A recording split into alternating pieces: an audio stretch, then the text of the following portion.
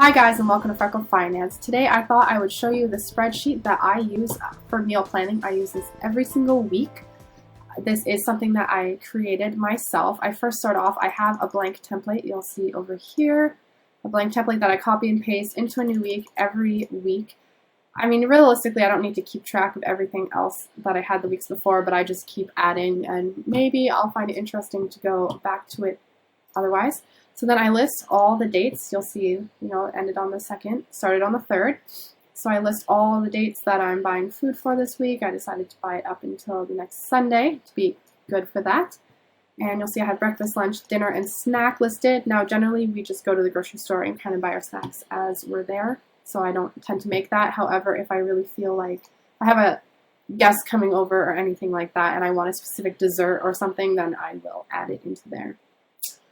So I have it set up like this because I can change this number. So if you see that I just changed this to a 2, and now it's going to show that I am missing 1 serving. So this ensures that I have 1 serving done. And this is actually the food that we are eating this week. This is not a fake. It's not a fake one. I didn't make a new one for you guys at all. You can see that I am making what I'm eating this week, and this portion, if you're wondering here, this is the stuff that I needed. This was my small little tiny grocery list for this week, so it wasn't very big. So down here is where I put all the food that I'm making for the week. I separate out breakfasts and dinners. I'm not really sure why, it's just a preference that I have. So before I put any information in here, I first figure out how many servings I need of everything. So if we have a guest coming over, 2 guests coming over, let's say Monday we have 2 guests coming over, I would change that to a 4 and go along. So if you're just wondering, my husband doesn't really eat breakfast. He does have late night snacks, but he doesn't eat breakfast. So that's why there's only 1 there, and then he doesn't always take lunch to work.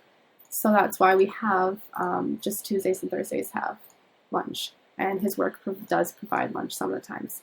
So, and then dinner is always pretty much 2, so we go over and it covers everything. So I'll start off with that, and then I won't have anything in here. So I'll start off by going into the previous week, seeing how many leftovers, check out my fridge. What do I have that's left over? What do I need to make? So I will always add those in, and I just add them in kind of what dates I think I'm going to eat them. However, it doesn't mean that we're actually going to eat the food that week. So yeah, it's leftover soup. It just means that's a soup from last week. I also did buy some canned soup, so there's some canned soup here. And then also, this organizes it really well. So this is actually supposed to be Dearly Beloved. You'll see it up here, it's correctly.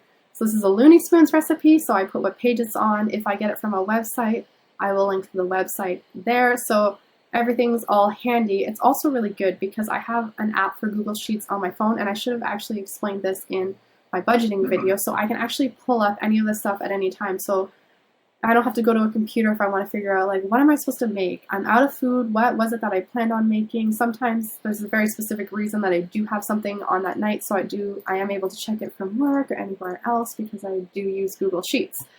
And for my budget, I can update it on the spot, so if I buy anything, I just add it right in on the spot. So, yeah. Here is a list, and so you'll see that I have some leftover shepherd's pie. Stir fry is not really leftover, I just haven't made it yet, and leftover soup. This was an Italian lentil soup. So pea soup is just canned pea soup. I just love that stuff. And so LV always stands for Laura Vitale. I love that girl's food, so I have her cookbook, and I am going to make her mac and cheese bake. So Dearly Beloved, Marla's Maple Park. This is actually a huge, huge hit in my household.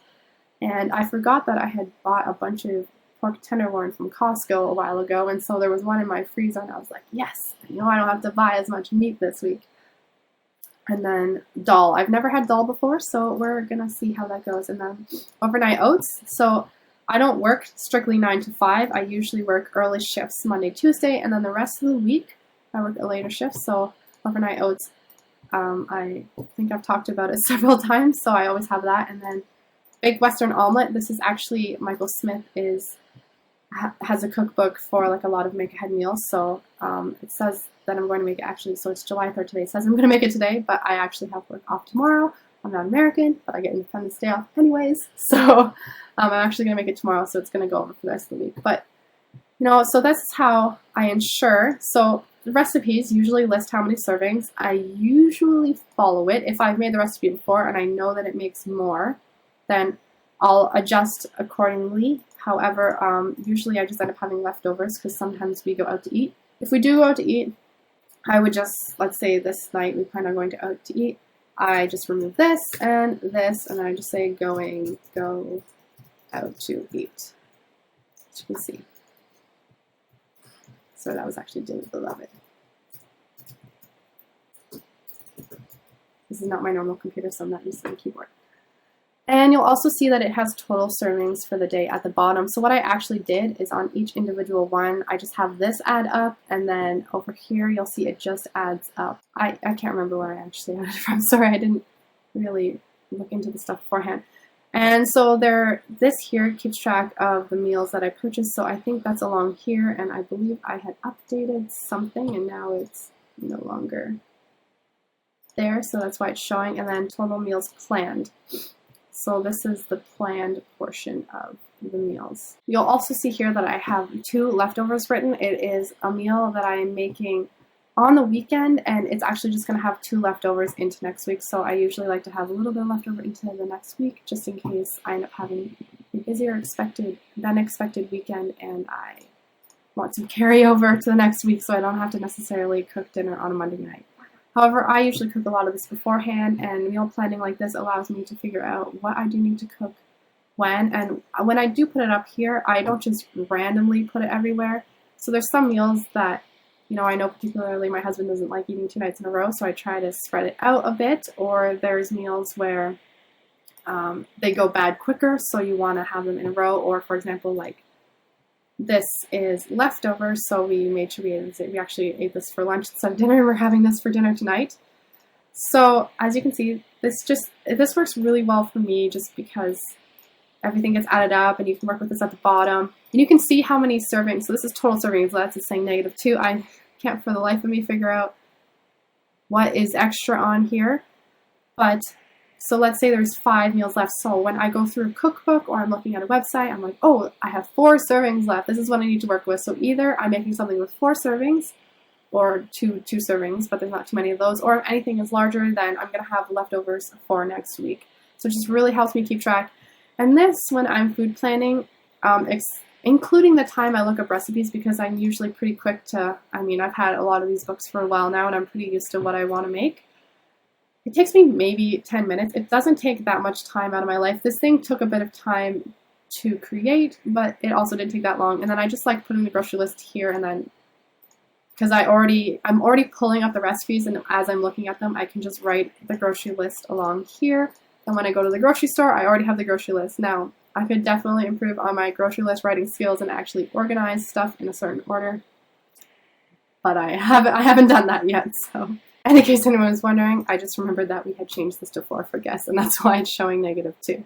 So I have now updated it, and it is showing 0 servings. So that's my spreadsheet for meal planning. Let me know if any of you are interested in getting a copy. I will look. I haven't figured out how to do that yet, but I know that it's definitely possible.